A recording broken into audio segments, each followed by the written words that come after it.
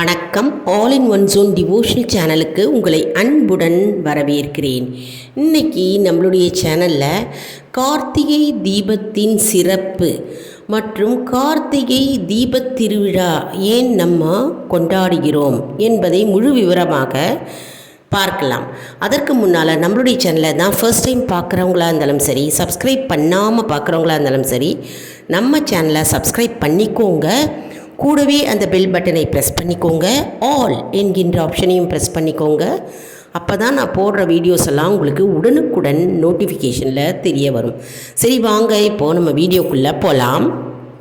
கார்த்திகை அப்படின்னாலே, கார்த்திகை தீபத் திருவிழா அப்படின்னாலே பஞ்சபூதத்தின் சிறப்பு மிக்க அக்னி ஸ்தலமாகிய திருவண்ணாமலை மலை உச்சியில் ஏற்றப்படுகின்ற அந்த கார்த்திகை தீபம்தான் நம்ம எல்லாருக்கும் நினைவுக்கு வரும்.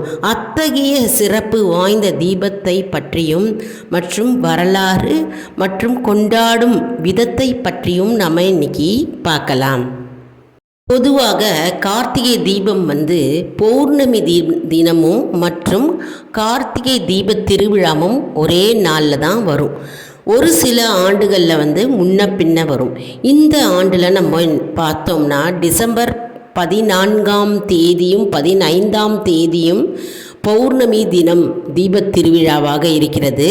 வருகின்ற டிசம்பர் 13 வெள்ளிக்கிழமை அன்று கார்த்திகை தீபத் திருவிழாவாக கொண்டாடப்படுகிறது. அதாவது திருவண்ணாமலை தீபம் 13ஆம் தேதி வெள்ளிக்கிழமை டிசம்பர் 2024ஆம் ஆண்டு இந்த வருடத்தில் வருகிறது.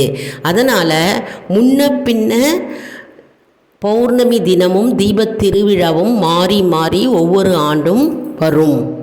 சரி, இப்போது தீபத் திருவிழா ஏன் நம்ம கொண்டாடுகிறோம், எதற்காக கொண்டாடுகிறோம் பற்றி பார்க்கலாம்.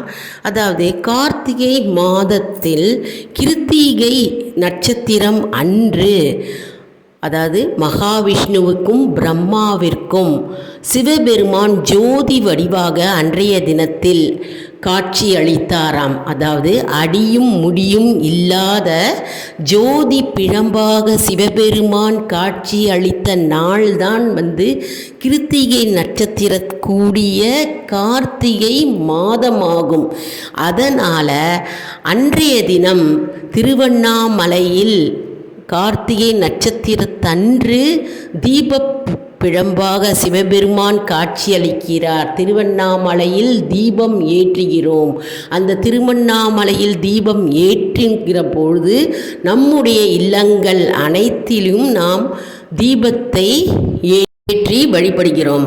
அன்றைய தினம், அதாவது கிருத்திகை நட்சத்திரம் கூடிய திருக்கார்த்திகை தீபத் திருநாள், திருவண்ணாமலை தீபத் திருநாள் அன்றைக்கு நாம் அனைவரும் விரதமிருந்து காலையில் மற்றும் மதியம் ஒன்றும் சாப்பிடாமல் நாம் அன்றைய தினத்தில் முழு நேரமும் விரதம் இருந்து தீபத்தை ஏற்றி தீப வழிபாடு செய்கிறோம்.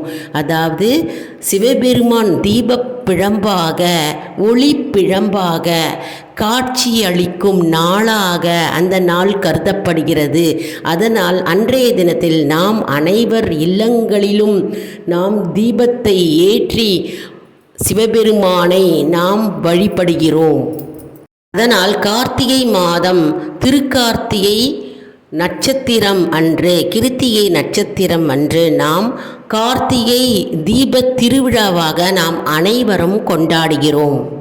இப்போ நம்ம தீபத்தின் சிறப்பு பற்றி பார்க்கலாம். அதாவது தீப ஒளி அப்படின்னாலே இறைவன், அதாவது இருளை அகற்றி ஒளியை வீசுகின்ற அந்த இறைவன் வீற்றிருக்கிறார் என்பது அர்த்தமாகும்.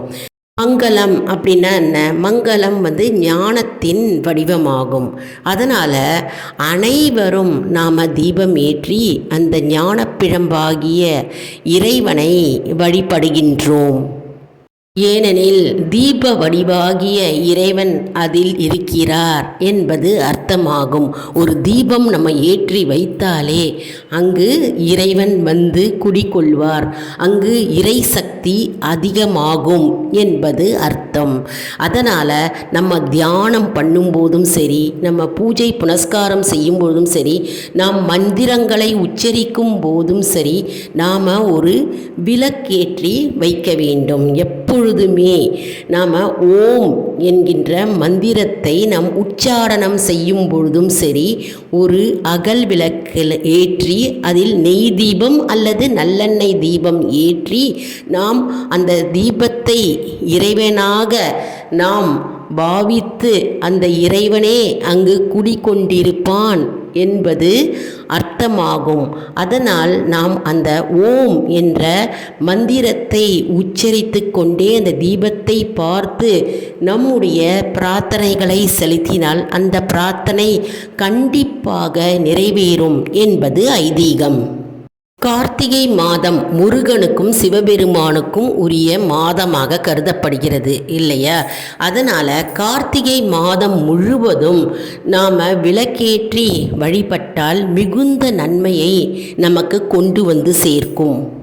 குறிப்பாக கிருத்திகை அன்று நாம் விளக்கேற்றி வழிபட்டால் நமக்கு மங்களத்தை கொண்டு வந்து சேர்க்கும் மற்றும் வளர்ச்சி அடையும். அதாவது நம்முடைய வாழ்வு மேலோங்கி நிற்கும் என்பது நம்பிக்கை.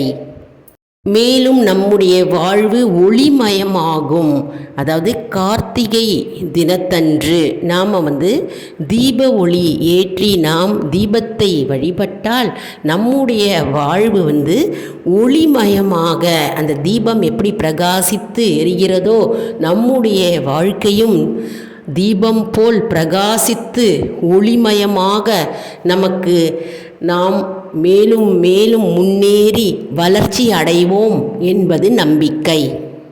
இது யாகத்திற்கு நிகரான பலன்களையும் நமக்கு தரும். அதாவது யாகம் செய்கின்ற போது நமக்கு என்ன பலன்கள் கிடைக்குமோ, வேள்வி செய்யும்போது ஒரு ஹோமம் நடத்தினா என்ன பலன் கிடைக்குமோ அத்தனைய பலனும் நமக்கு அன்றைய தினம் வந்து சேரும். அதாவது தீபத்தை கிருத்திகை அதாவது கார்த்திகை நட்சத்திரம் அன்று நம்ம தீபத்தை ஏற்றி வழிபட்டால் நமக்கு யாகத்தை நடத்திய பலன் நமக்கு வந்து சேரும் என்பது ஐதீகம். மேலும் கார்த்திகை மாதம்னாலே மழைக்காலம், மழை பெய்கின்ற மாதமாகும். அப்போது நுண்கிருமிகள் மற்றும் வெட்டுக்கிளிகள் போன்ற பலவிதமான பூச்சிகள் அடையுமா. அந்த பூச்சிகள் விளக்கில் விழுந்து தன்னுடைய உயிரை மாய்த்து கொள்ளுமா. அதாவது இந்த பூச்சிகள், விஷப்பூச்சிகள், வெட்டுக்கிளிகள் அழிந்து விடுமாம். அதற்காகவே நம் முன்னோர்கள் என்ன செய்தார்களாம், அந்த காலத்தில் கோவிலுக்கு முன்பாக அதாவது சொக்கப்பானை வைத்து விளக்கு ஏற்றுவார்களாம். அது ஒரு ஐதீகமாகும். மேலும் கோயில்கள் முன்பாக சொக்கப்பானை வைத்து இறைவனை வழிபடுகின்றோம். அதாவது கிருத்திகை நட்சத்திரத்தில் கார்த்திகை மாதத்தில் சிவபெருமான் ஜோதி பிழம்பாக பிரம்மாவுக்கும் மகாவிஷ்ணுக்கும் காட்சி அளித்தாராம்.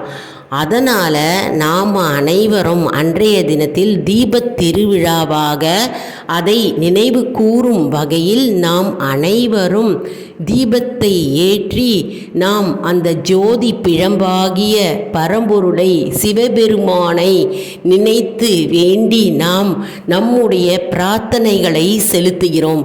எப்படி அற்புதமான வரலாறு பாருங்க. தீபத் திருவிழா நம்ம ஏன் தீபத் திருவிழாவாக கொண்டாடுகிறோம், நாம் ஏன் தீபம் ஏற்றுகிறோம், அன்றைய நாளில் ஏன் திருக்கார்த்திகை வந்தது அப்படின்னு நம்ம இன்னைக்கு முழு விவரமாக பார்த்தோம். சிவபெருமான் அடியும் முடியும் இல்லாத ஜோதி பிழம்பாக காட்சி அளித்தார். அந்த நாளே எவ்வளவு அற்புதமான நாள் பாருங்க. அதாவது எவ்வளவோ வருடத்திற்கு முன்பு இந்த நிகழ்வு நிகழ்ந்திருக்கிறது. நாம் அனைவரும் அதை நினைத்து நாம் தீபம் ஏற்றி மகிழ்ந்து கொண்டாடுகிறோம். அதனால் திருவண்ணாமலையில் தீபம் ஏற்றுகிறார்கள். மலை உச்சி மேல் தீபத்தை ஏற்றுகிறார்கள். அந்த ஜோதி வடிவான ஜோதி பிழம்பான சிவபெருமானை நாம் அனைவரும் வணங்கி நம்முடைய பிரார்த்தனைகளை வைத்து நாம் அவருடைய முழு அருளையும் ஆசீர்வாதத்தையும் பெறுவோம்.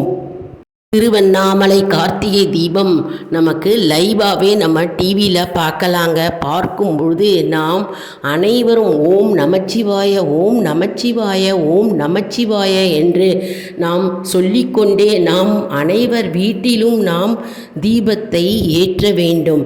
அந்த தீபம் எரிகின்ற பொழுது நாம் மனதார நாம் சிவபெருமானையும் மற்ற தெய்வங்களையும் நினைத்து நம்முடைய பிரார்த்தனைகளை வைத்தால் கண்டிப்பாக நிறைவேறும்.